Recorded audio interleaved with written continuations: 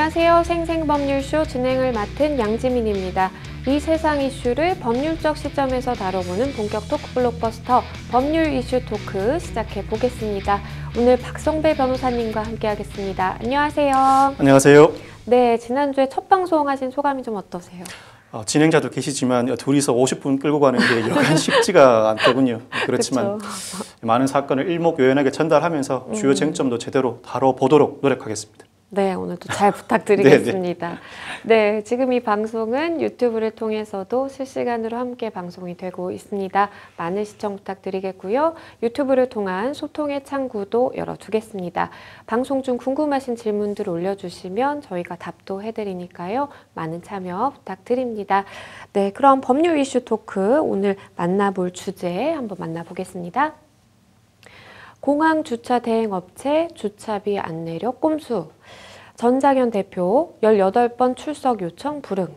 잘못된 사랑이 낳은 비극. 이렇게 오늘 3가지 주제 준비가 되어 있습니다. 법률 이슈 토크 바로 시작해 보겠습니다. 여러분은 지금 생생법률쇼와 함께하고 계십니다.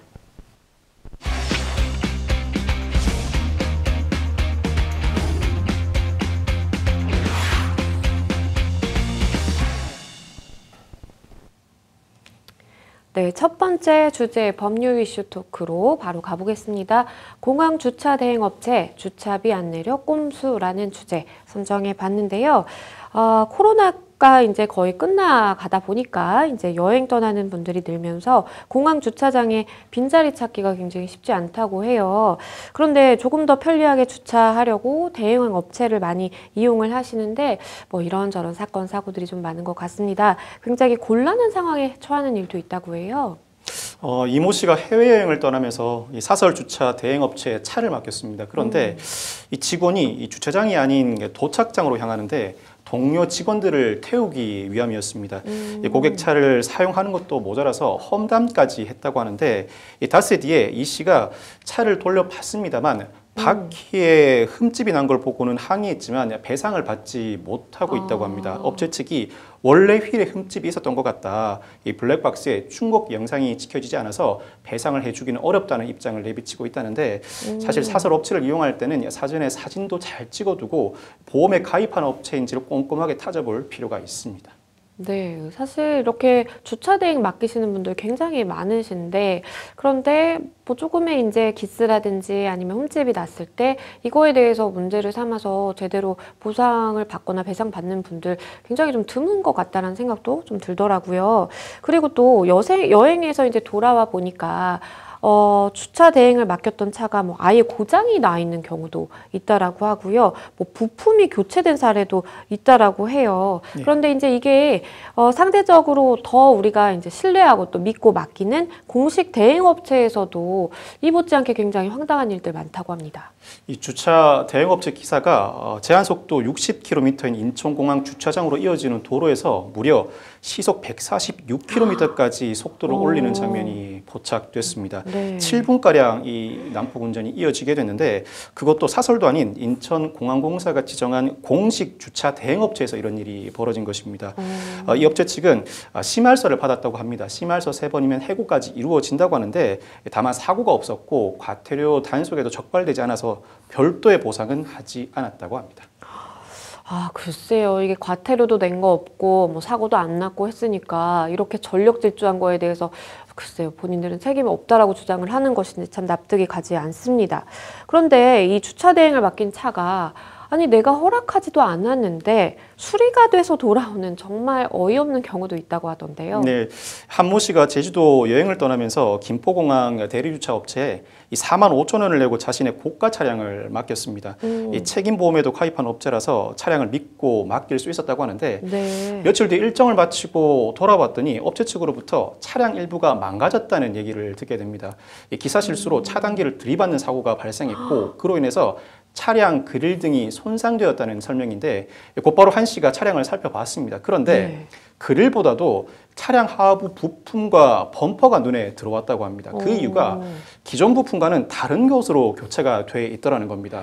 한 씨 동의를 구하지도 않고 사전에 고지도 하지 않은 채 업체가 임의로 사설 업체에서 부품을 교체한 것인데 이 한 씨가 사실 자동차 회사에 재직 중이라고 합니다. 네. 알아도 되니까 바로 알아챘지. 그쵸. 보통 사람들이라면 모르고 넘어갔을 것이다. 사설 업체를 이용하면 차를 매도할 때나 나중에 공식 업체에서 수리할 때 불이익이 생길 수 있는데 너무 황당하고 불쾌하다는 입장을 보이고 있습니다. 이에 대해서 업체 대표 나름대로 해명을 내놓고 있는데 고객에게 바로 이 사실을 고지하면 여행을 망칠 수도 있어서 차량을 반납하는 날 그 사고 사실을 알렸다고 하고 이 주차 대행 책임 보험의 범위가 전액 보험 처리가 안 되다 보니까 지정화 업체의 수리를 맡기고 있는 실정이라고 설명을 하고 있습니다. 실제로 이 업체 홈페이지에 들어가 보면 약관에 당사의 책임으로 인한 차량 수리는 당사가 지정한 업체에서 수리하여야 한다는 조항이 포함되어 있긴 합니다. 그렇지만 고객 입장에서 보면 업체가 자사 약관을 들어서 공식 서비스 센터도 아닌 사설 업체에서 수리를 한다는 것 불만스러울 수밖에 없는 실정이죠. 그렇죠. 사실은 우리가 상식적으로 생각을 해보더라도 차를 수리해야 되는 상황이 뭐 발생했다.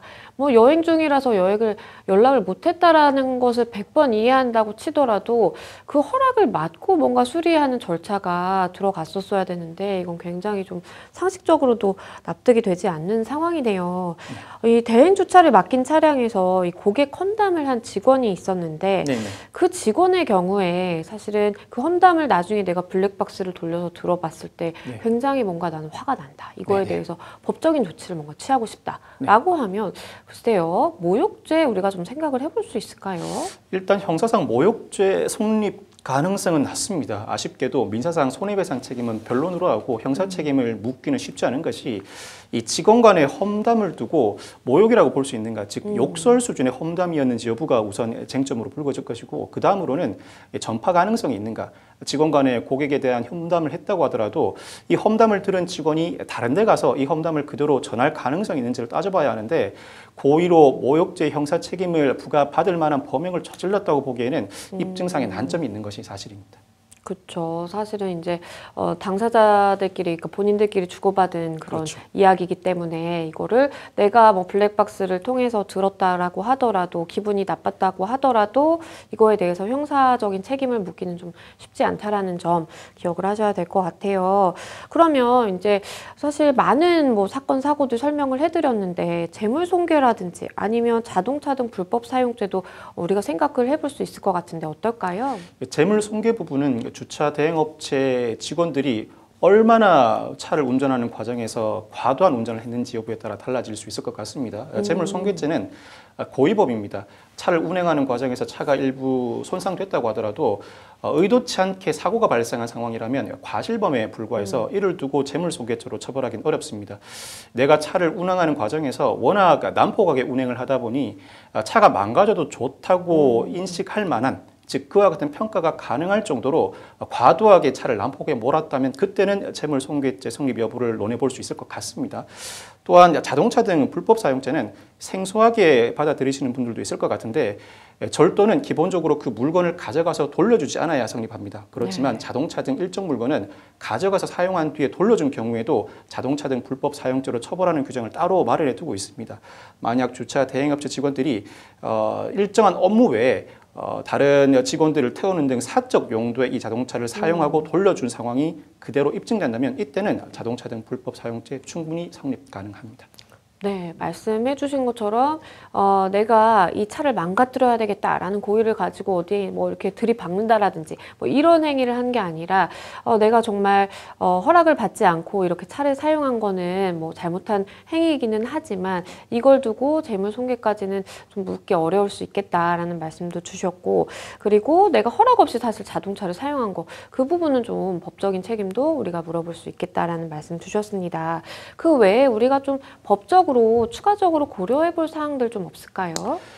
사실 당장 해결할 수 있는 문제는 아닙니다만 주차 대행업체 약관이 다소 불공정하게 보이는 것은 사실입니다. 네. 만약 임의로 수리한 사건에서 차주가 원한다면 자신이 가입한 보험회사를 통해 자차 처리를 먼저 하고 난 다음 그 보험회사로 하여금 주차 대행업체를 상대로 손해배상을 구하는 방식을 강구해 볼 수도 있을 것 같은데 사실 보험회사 약관이 지나치게 소비자에게 불리하게 규정돼 있고 이를 구두로 설명하지 않았다면 약관이 무효로 돌아갈 가능성도 상당히 높습니다.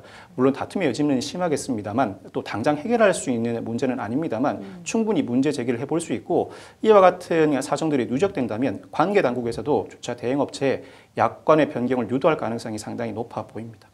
네, 말씀 주신 것처럼 사실 내 차가 뭔가 고장이 났다라든지 어쨌든 뭔가 부서졌다라든지 그럴 때 내가 가진 보험을 이용해서 어쨌든 수리를 하고 나중에 이거에 대해서 좀 정산을 하는 것도 사실 합리적인 방법인데 그러한 합리적인 방법을 아예 원천적으로 차단을 해놓고 본인들이 지정한 곳에서만 가서 무조건 해야 된다라고 하는 것은 사실은 거기에 사인을 할 수밖에 없는 고객의 입장에서는 굉장히 좀 불리한 조항이다라는 생각이 듭니다.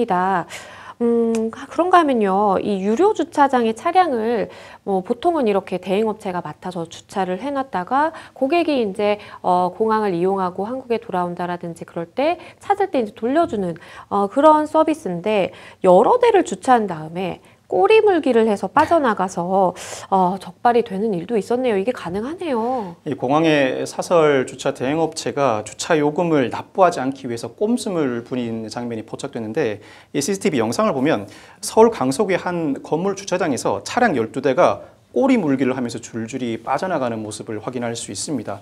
먼저 승합차 한 대가 주차장에서 나오는데 그 뒤로 다른 차들이 바짝 따라붙어서 꼬리 물기로 나오는 모습을 확인할 수 있거든요. 네. 그 사이에 차단기 마차에 12대 차량을 한 차로 인식한 것처럼 그냥 꼿꼿하게 올라가 있습니다.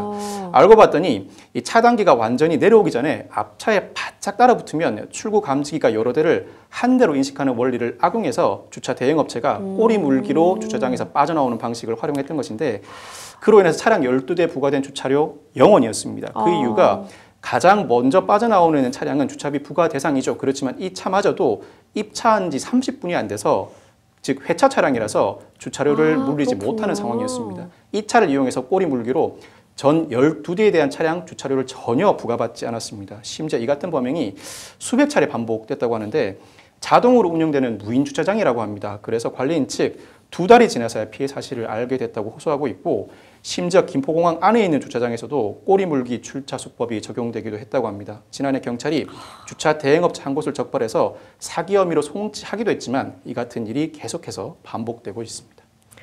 와, 어떻게 이런 일을 할 생각을 할 수가 있을지 참 정말 신기하네요.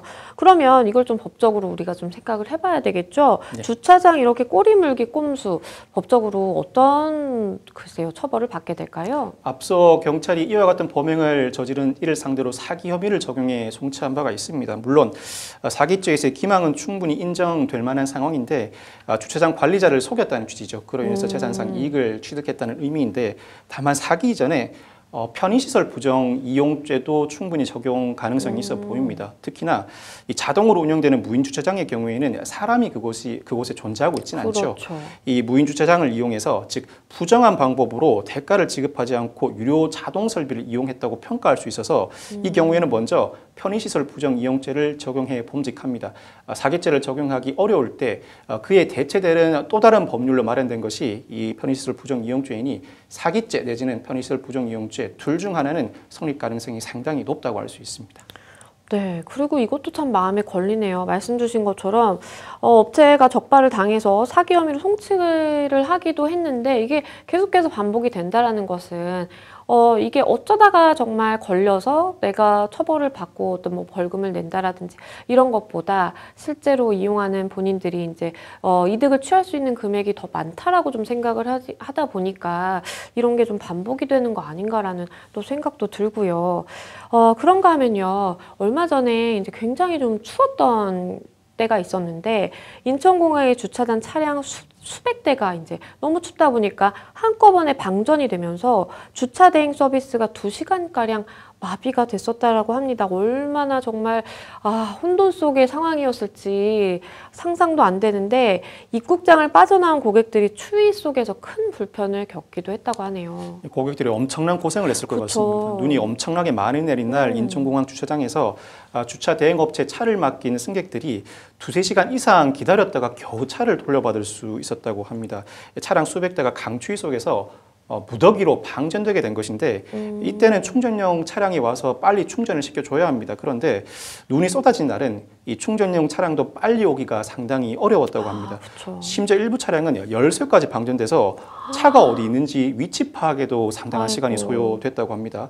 사실 추운 날에는 엔진 오일이 냉각되면서 시동이 걸리지 않고 배터리가 방전돼도 역시 시동이 걸리지 않습니다.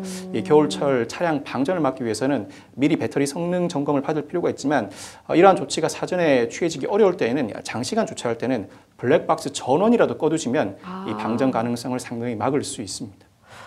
그러게요. 사실 이제 뭐 이런 경우는 뭐 차량을 맡은 업체 측이나 아니면 차량을 맡긴 고객 측이나 이렇게 차량이 200대가 무더기로 방전되는 그런 상황을 좀 예측하기는 어려웠다라는 생각도 사실 들기는 하네요. 한편 이 교통 과태료를 체납한 차량들이 주차장에서 덜미를 잡히는 경우도 있다고 합니다. 이 연휴를 앞둔 김해공항 주차장 자리를 찾기 어려울 정도로 주차 차량들이 빽빽하게 들어서 있습니다. 이 사이를 유유히 누비는 승용차 한 대를 목격할 수 있는데 바로 교통과태료 체납 차량 단속 경찰차입니다.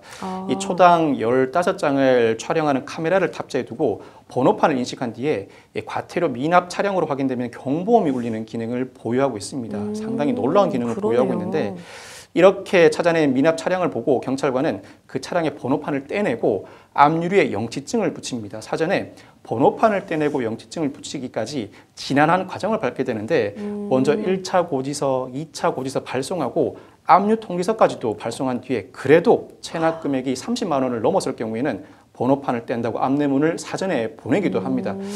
이 주차장에서 2시간 동안 상습 과태료 미납 차량 넉 대가 적발됐다고 하는데 이 번호판 과태료를 내야 다시 돌려받을 수 있고 번호판을 부착하지 않은 상태로 그대로 차량을 운행하게 되면 300만 원 이하의 과태료를 추가로 부담해야 합니다. 와, 각종 교통 법규를 어기고 이렇게 미납한 과태료 받아내기 위해서 이렇게 끝까지 뭐 주차장까지 돌면서 이렇게 찾아내시는 분들 정말 대단하십니다. 이 주차 대행 범죄 굉장히 좀 여러 가지 범죄들 살펴봤는데 근절하기 위한 좀 대책이 있을까요? 주차 대행 서비스를 제공하는 과정에서 탈법을 저질러도 그로 인해 입는 손실보다 얻는 이익이 더 크다는 인식 때문에 유사한 범행이 반복되지 않을까 싶습니다.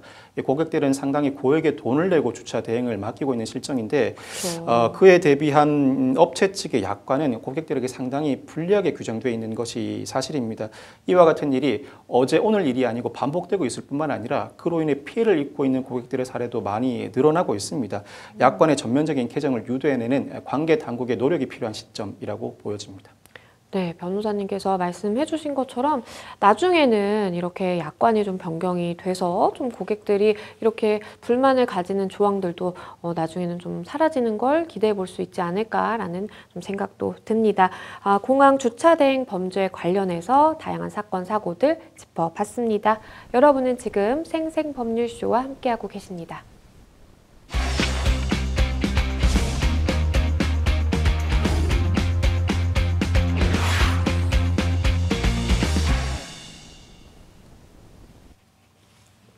네, 법률 이슈 토크 두 번째 해시태그로 넘어가 보겠습니다. 전장현 대표 18번 출석 요청 불응이라는 주제 선정해 봤는데요. 출근길 지하철 탑승 시위를 주도해온 박경석 전장현 상임 공동대표가 이 경찰 출석 요구에 응하지 않겠다라는 의사를 밝혔습니다. 그런데 조건이 있었어요. 서울 지역 전체 경찰서 엘리베이터 등 이 장애인 편의시설 설치 계획이 발표가 된다면 그러면 내가 다음 달에는 출석하겠다라는 입장을 밝혔네요. 이 박경석 전장현 대표 말씀하신 것처럼 경찰 출석 요구에는 응하지 않고 다만 서울 지역 전체 경찰서 엘리베이터 등 장애인 편의시설 설치 계획이 발표되면 다음 달에는 출석하겠다는 입장을 밝혔습니다. 이 박 대표는 신용산역 등지에서 집회나 탑승 시위를 하는 과정에서 도로를 점거하고 열차 운행을 방해한 혐의를 받고 있습니다. 이 전 장현에 따르면 지난해 7월 기준으로 서울에 엘리베이터가 없는 경찰서가 모두 10개의 경찰서로 서울 시내 경찰서의 32.4% 수준이라고 합니다. 이어서 경찰서 내에 엘리베이터 등 장애인 편의시설이 설치되지 않은 것 그 자체로 법을 위반했다고도 주장하고 있습니다. 아울러 정장현 측은 경찰 조사에 성실히 임하고 있다고도 주장하고 있습니다. 경찰이 총 160건에 대해서 41명에게 출석 요구서를 보내왔고 박경석 대표를 제외하고는 모두 출석해서 경찰 조사를 받아왔다는 것입니다. 한편 경찰은 이 수사를 엘리베이터가 설치된 서울 남대문 경찰서로 병합해서 사건을 진행하고 있습니다. 일단은 박경석 대표 같은 경우에는 서울 시내 엘리베이터가 없는 경찰서가 너무 많고 그 자체로 이제 법을 위반한 것이기 때문에 어쨌든 본인의 목소리를 먼저 좀 들어달라라는 그렇죠. 취지인 것 같아요. 일단은 업무방해 혐의 등을 받고 있는 상황인데 네네. 그동안 18차례나 네네. 출석 요구를 했는데 다 불응했다고 합니다. 국수본 관계자 설명에 따르면 박 대표에게 그동안 총 18번의 출석 요구를 했지만 모두 출석을 하지 않았다. 향후 법과 원칙에 따라 엄정하게 대응하겠다고 밝혔습니다. 나름대로는 여러 차례 출석 요구를 했지만 피의자로서 이 정도 출석에 응하지 않는다면 그때는 어쩔 수 없이 법적 원칙에 따라 처리하겠다는 방침을 밝힌 것입니다. 사실은 박 대표 같은 경우에는 굉장히 언론의 스포트라이트도 많이 받고 이 사건 자체가 굉장히 많은 사람들의 관심을 받는 사건이기 때문에 18번이나 계속해서 소환을 통보하고 이제 기다려주고 그런 좀 상황이었던 것 같은데 사실은 18번이나 이렇게 출석 요구에 불응하는 거는 글쎄요, 생각해보기 좀 힘든 상황이기는 하죠. 네네. 이 경찰이 박 대표에 대해서 체포영장 신청을 배제하지 않겠다라는 또 입장을 밝혔네요.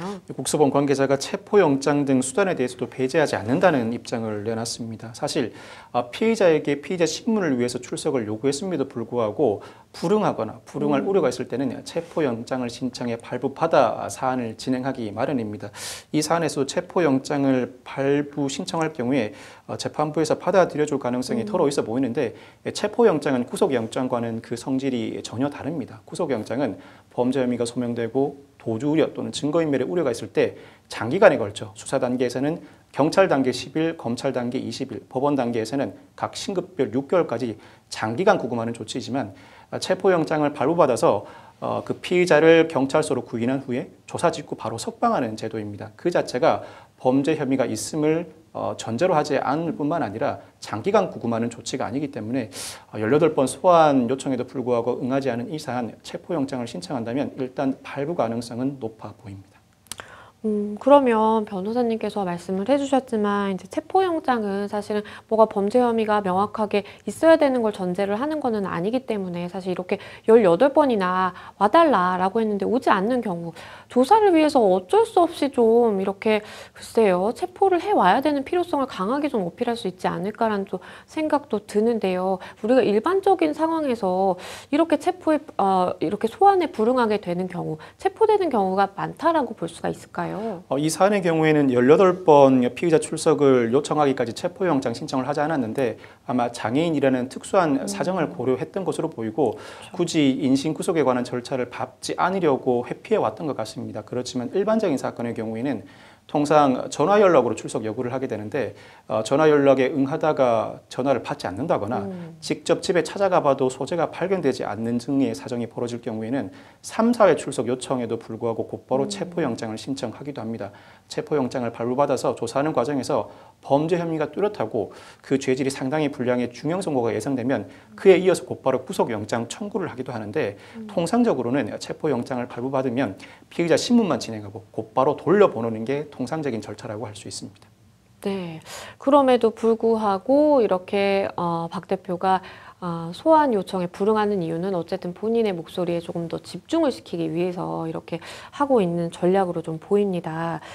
그런데요, 이 전장현이 기자회견을 통해서 지하철 탑승 시위하는 과정에서 경찰이 과잉 진압을 했다라고 이렇게 주장을 하면서 유엔의 개입을 요청하는 진정서를 제출했다고 하네요. 예, 전 장현이 지난 15일 서울시청 앞에서 유엔 특별보고관 진정 기자회견을 열고 진정서를 제출한다고 밝힌 바가 있습니다.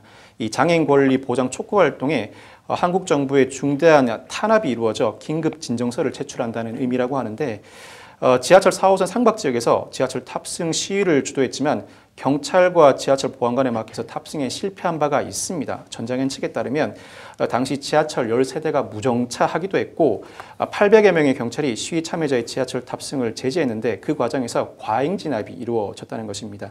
주제별 인권 전문가들에게 인권 침해 사안에 대해 진정을 보내서 개입을 요청하는 절차라고 합니다.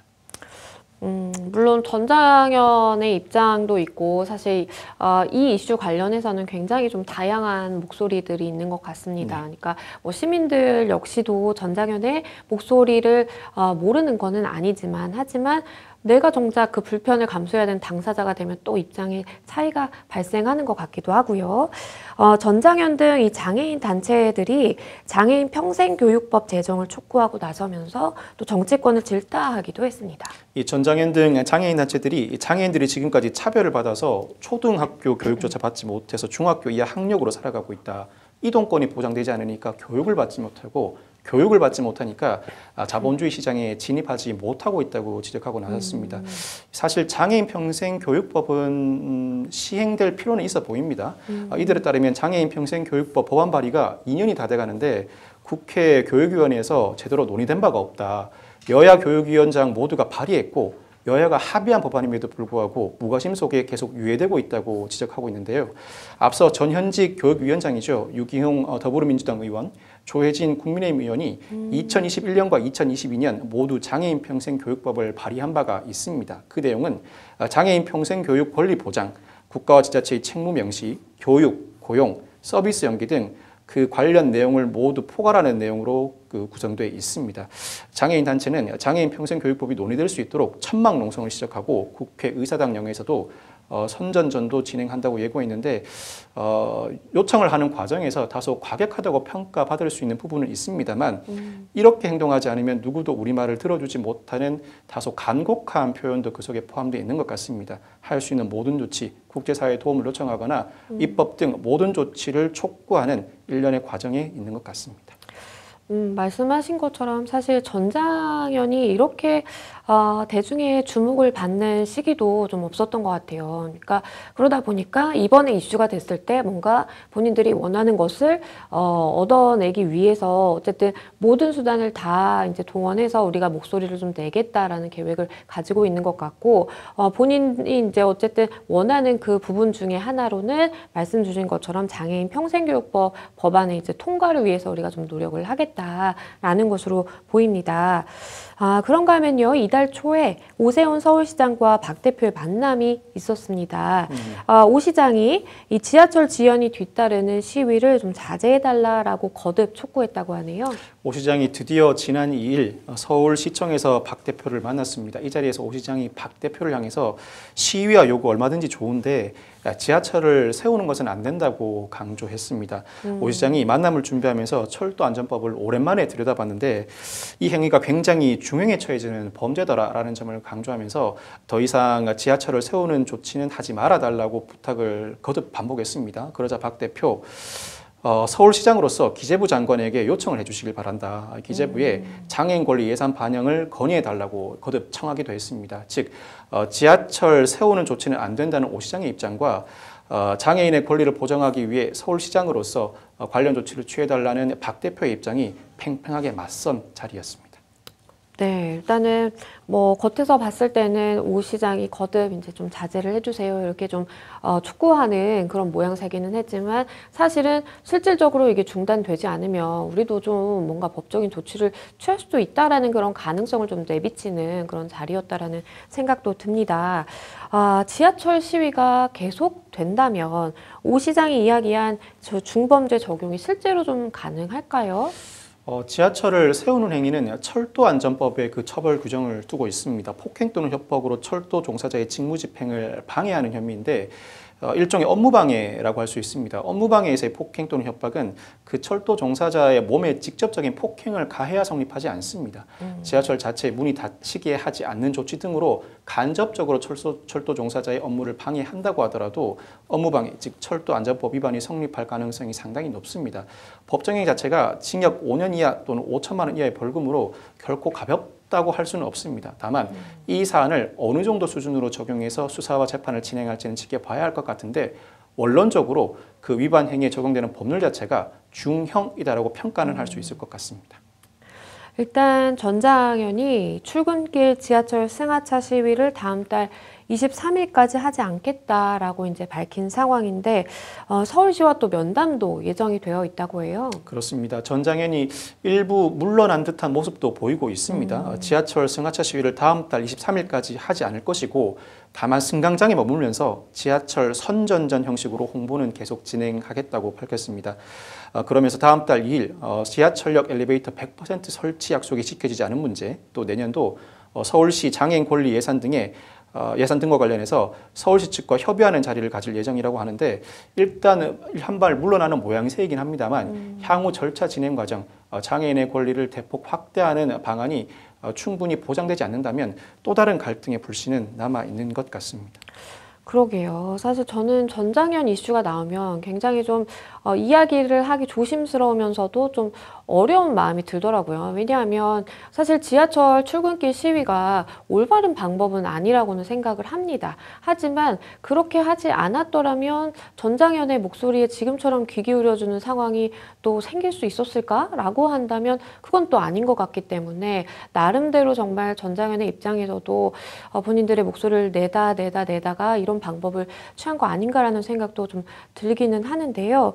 글쎄요. 그리고 또 전장현이 지금 요구를 하고 있는 그런 목적들, 본인들이 성취하고자 하는 것들이 단시간 내에는 사실 또 이루어지기는 현실적으로 어려운 그런 요구들이다 보니까 그러면 그 시간이 길어지는 만큼 전장현의 시위는 또 지난하게 계속 될지 참 여러 가지 생각이 듭니다. 변호사님은 좀 어떤 견해 갖고 계신가요? 전장현이 요구하는 사항 그 자체 목적의 정당성은 충분히 인정됩니다. 다만 그 요구하는 사항을 받아들이기 위해서는 법률 개정도 수반되어야 할 뿐만 아니라 국가나 지자체 입장에서는 상당히 과도한 재정적 부담도 지게 됩니다. 그렇죠. 이 과도한 재정적 부담을 일거에 모두 지는 것 그 자체가 상당히 어려울 수 있습니다. 그렇지만 전장현의 입장은 그동안 오랜 기간 그 요구를 해왔고 적절한 조치를 취하지 않았으니 이제 와서 한꺼번에 모든 조치를 취하려니 과도한 비용이 드는 것 아니냐, 그 책임을 우리에게 돌리지 말라는 취지로 보입니다. 그렇다면 이 문제는 결국 상당히 진일보한 1차적인 장애인 권리 보장을 위한 방안을 마련해 두고 그 이후에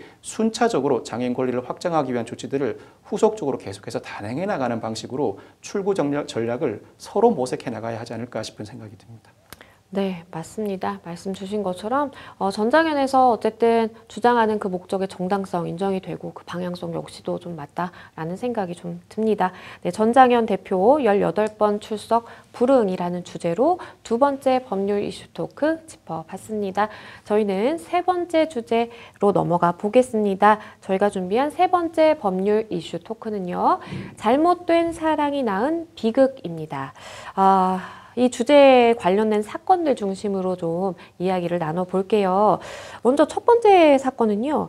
아내와의 불륜을 의심해서 야구단 감독을 야구방망이로 때려서 징역 2년을 선고받은 변호사가 있습니다.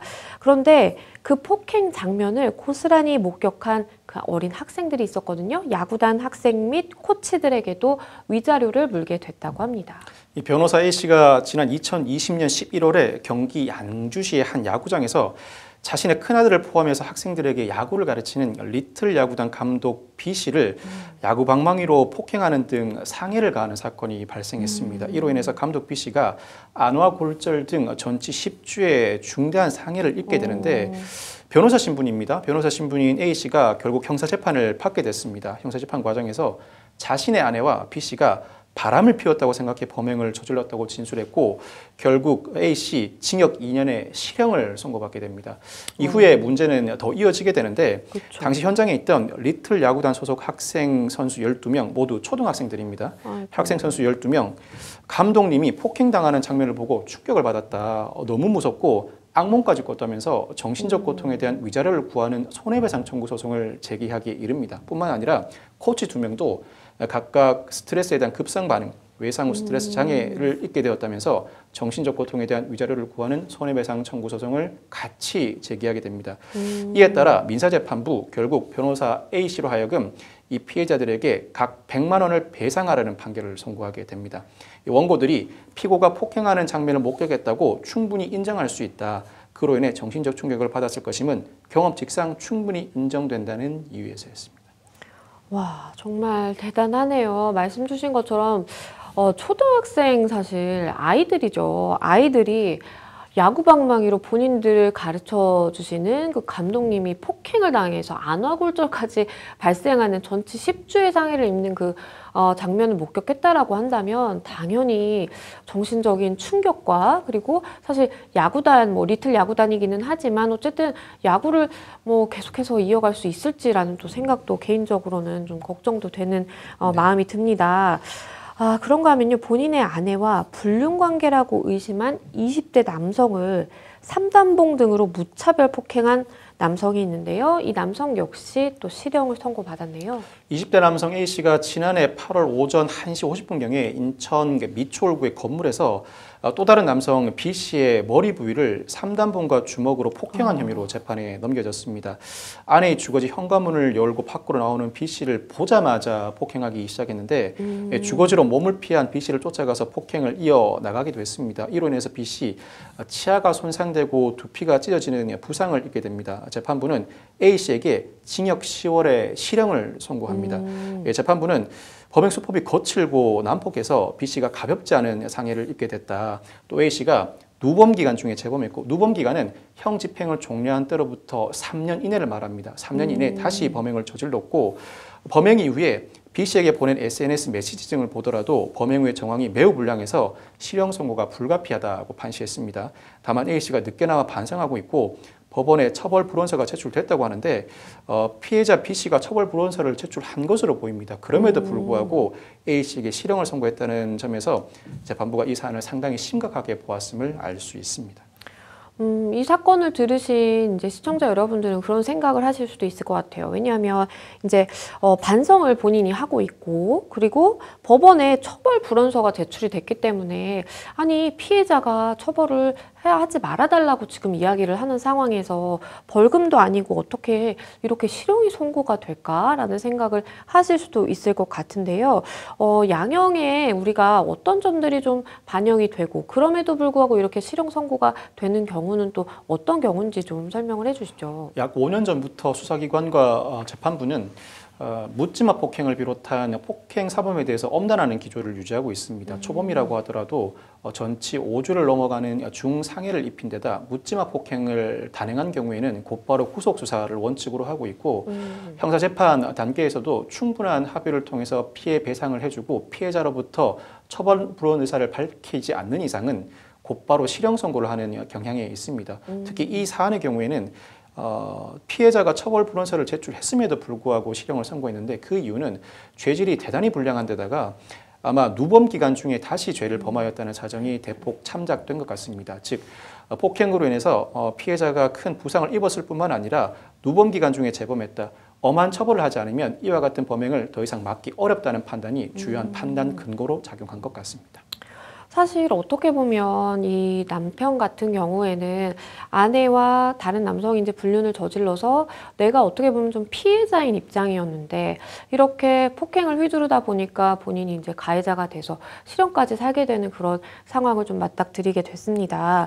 그러면 내가 사실 불륜 사건에서는 피해자인데 이런 폭행 사건에서는 가해자가 돼버린 경우에 어쨌든 나는 불륜으로 인한 내가 정신적인 손해를 입었다라고 좀 주장을 해보고 싶은데 이게 과연 가능할까요? 만약 불륜 관계를 입증해낸다면 불가능하지는 않습니다. 별도로 민사소송을 제기해서 손해배상을 받을 수 있을 것으로 보이는데 다만 이 사건에서는 처벌 불원서가 제출됐습니다. 처벌 불원서를 작성할 때에는 통상 합의가 수반되고 합의서에는 양측이 서로에게 책임을 묻지 않는다는 문구가 기재되기 마련입니다. 그 책임을 묻지 않는다는 문구 속에 불륜관계에 기인한 손해배상 청구 책임도 묻지 않는다는 내용도 포함된 취지라면 아마 처벌불원서를 제출하는 과정에서 합의가 성립됐다고 보고 더 이상의 민사 소재기는 어렵다고 판단될 가능성도 높습니다. 그렇죠. 사실은 이렇게 맞았는데 처벌 불원서를 낸 거면 사실 어떤 조건상의 좀 합의가 있었을 가능성이 굉장히 높기 때문에 그 부분을 언급을 해주셨습니다. 우리가 살펴본 이 첫 번째 사건 그리고 또 두 번째 사건, 뭐 야구방망이를 가지고 폭행을 했다, 삼단봉 등을 이용해서 폭행을 했다라는 이야기가 나오는데 우리가 이렇게 무언가 도구를 이용해서 누구를 폭행을 하게 되면 이게 또 양형에 있어서 불리하고 가중처벌을 받게 되는 걸까요? 상당히 양형 가중 사유로 참작이 많이 됩니다. 엄단하는 폭행 범죄의 유형을 꼽으라면 첫째는 묻지마 폭행이고 둘째는 사회적 약자에 대한 폭행이고 셋째가 도구를 이용하는 폭행입니다. 예를 들어 가정폭력 사건에서도 도구를 이용한 폭행이 이루어졌다면 더 이상 보호할 가정으로서의 가치를 상실했다고 보고 가정보호 사건 처리보다는 일반 형사사건으로 처리되는 관행이 확립돼 있을 뿐만 아니라 도구를 이용한 폭행의 경우에는 상해죄가 아닌 특수상해죄가 성립하게 되는데 특수상해죄는 상해죄와 다르게 벌금형이 법정형에 규정되어 있지 않습니다. 무조건 실형 아니면 집행유예일 뿐만 아니라 도구를 이용해 폭행하는 과정에서 중한 상해까지 입히게 되었다면 가사 참작할 사유가 있다고선 치더라도 즉 가해자에게 일부 이해할 만한 대목이 있다고 하더라도 실형 선고가 일반적이라고 평가할 수 있습니다. 그러면 또 다른 사건 살펴보겠습니다. 다른 여성과 부적절한 관계라고 이 자신의 아내에게 얘기하는 것으로 오해를 한 거예요. 지인이 그렇게 부인에게 가서 얘기하는 것으로 오해해서 지인을 수차례 폭행한 50대가 있습니다. 그런데 결국 집행유예를 선고받았네요. 50대 A씨가 지난해 9월 오후 10시경에 대전 서구의 카페에서 피해자 B씨가 자신의 아내와 대화하는 모습을 보고 다가갑니다. B씨는 아내가 그러니까 B씨가 아내에게 자신이 다른 여성과 부적절한 관계라고 얘기하는 것으로 오인하고 B씨에게 다가가서는 얼굴을 수차례 때리고 도구를 이용해 폭행을 하기에 이릅니다. 결국 B씨는 전치 4주의 상해를 입게 되는데 이 사건으로 A씨 특수상해 혐의로 기소된 뒤에 징역 1년에 집행유예 2년을 선고받게 됩니다.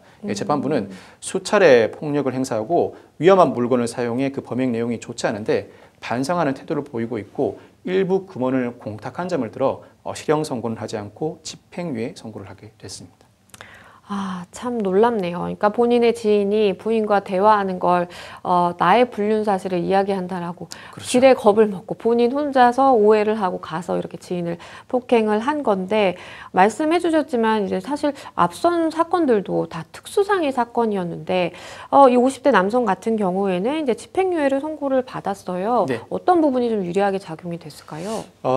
일단 약 4주의 상해를 입게 됐는데 4주의 상해는 중대한 상해로 평가받기도 하고 중대한 상해로 평가받지 않기도 합니다. 약 4주의 상해가 발생했을 때는 어느 부위의 상해가 발생했는지가 중대한 상해인지 여부를 판가름하는 기준이 되고 특히 이 사건의 경우에는 그 전에 두 사람 사이에 얽히고 설킨 관계가 일부 영향을 미쳤을 것으로 추정 가능하고 비록 용서를 받지는 못했지만 일부 금액을 공탁했다는 사정 그리고 A씨가 폭력과 관련해서는 별다른 전과가 없었을 가능성이 높습니다. 이와 같은 사정을 고려해서 굳이 중대한 상해라고 단정할 수 없는 상태에서 일부 공탁했고 초범이라면 집행유예 선고도 가능하다고 평가할 수 있습니다. 네, 또 다른 사건도 살펴보겠습니다. 경찰이 5층 건물에서 여자친구를 밀어서 추락시킨 혐의를 받고 있는 20대 남성에 대해서 수사에 착수했다라는 뉴스도 들려오네요. 경찰이 고소장을 접수받아서 살인 미수 등의 혐의로 20대 A씨를 입건해 조사를 벌이고 있는데 보소인은 A씨와 연인 관계였던 B씨입니다. B씨 측 주장에 따르면 A씨가 지난해 11월경에 서울 서초구에 있는 5층 규모의 한 건물 옥상에서 폭행을 저질렀다고 합니다.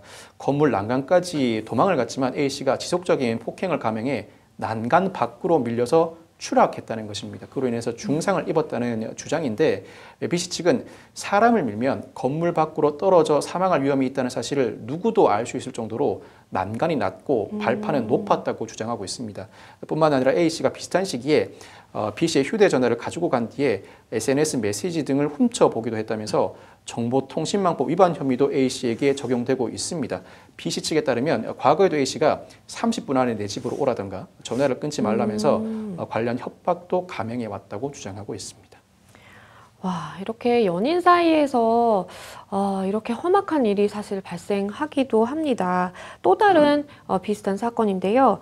이별을 통보한 여자친구를 찾아가서 폭행, 감금하고 흉기로 중상을 입힌 30대 남성이 경찰에 붙잡혔네요.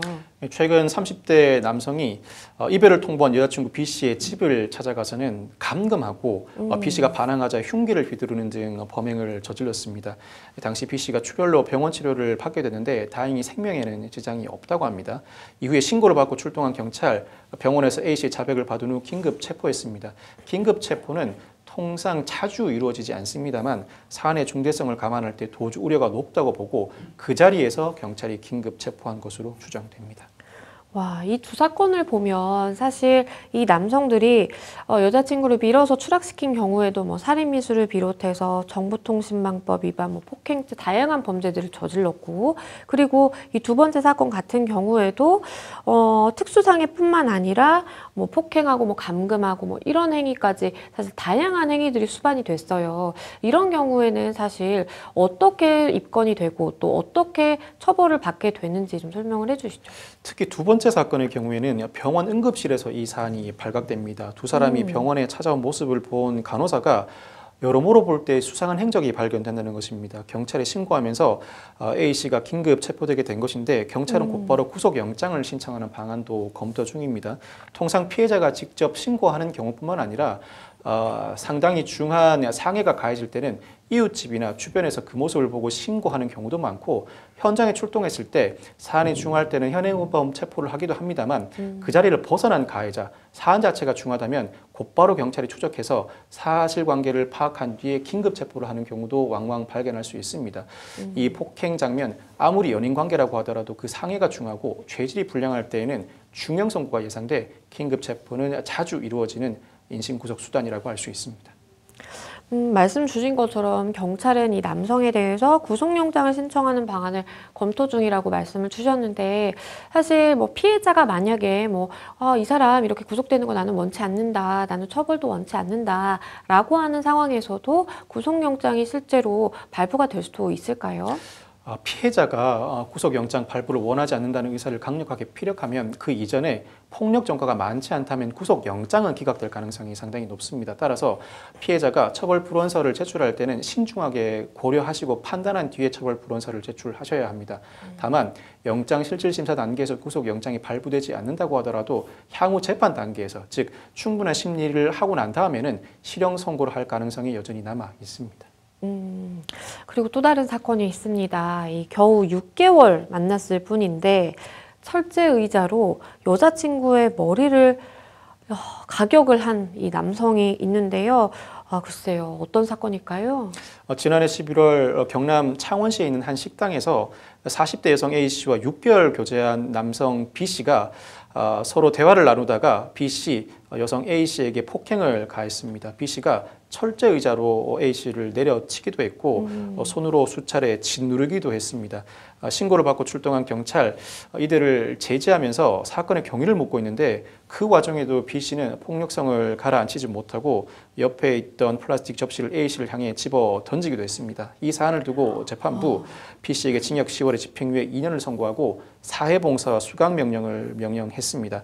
재판부는 사안의 죄질이 매우 불량하지만 피해자가 피고인의 선처를 탄원하고 있고 약 2개월 동안의 구금 생활을 통해서 자신의 잘못을 반성할 기회를 얻었을 것으로 보여서 이와 같이 판단한다고 했는데 무엇보다도 피해자가 선처를 탄원하고 있을 뿐만 아니라 아마 이 사건에서는 수사 단계에서 구속되었던 것으로 추정됩니다. 구속되고 재판 단계에서 보석 등으로 석방된 것으로 보이는데 아니면 재판 선고가 일찍 이루어져서 2개월 정도 구금 생활을 하게 된 것으로 보이는데 굳이 실형을 선고하지 않더라도 실질적으로 2개월 동안의 구금 생활은 이루어졌으니 집행유예를 선고한다는 취지로 읽힙니다.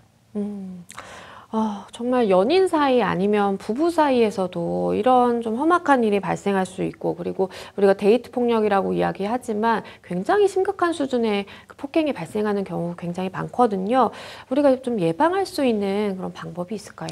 사실 연인 관계든 부부 관계든 폭력 상황을 내비치는 인물은 그 성향을 고치기가 상당히 어렵습니다. 만약 그런 조짐을 보인다면 비교적 거리를 두시는 것이 좋고, 그렇지 못한 상황이라면은 만약 폭력을 행사했을 때 내가 곧바로 신고한다는 등의 단호한 태도를 미리 보여줄 필요가 있습니다. 그렇지 못하면 역시 폭력 사건에 휘말릴 가능성이 상당히 높다고 할 수 있습니다. 네, 변호사님 말씀해 주신 것처럼 사실 서로 연인 관계다 보니까 가까운 부부지간의 사이다 보니까 그냥 이해하고 넘어가야지라는 생각을 하는 순간부터 사건이 굉장히 좀 중대한 범죄로 이어지거나 심각해질 수 있다는 점 기억을 하시면 좋겠습니다.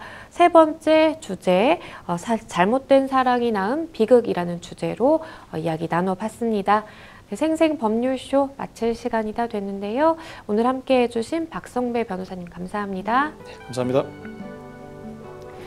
네, 생생법률쇼 오늘 저희가 준비한 내용 여기까지입니다. 다음 시간에 더욱 풍성한 내용으로 다시 찾아뵙겠습니다. 시청해주신 여러분 고맙습니다.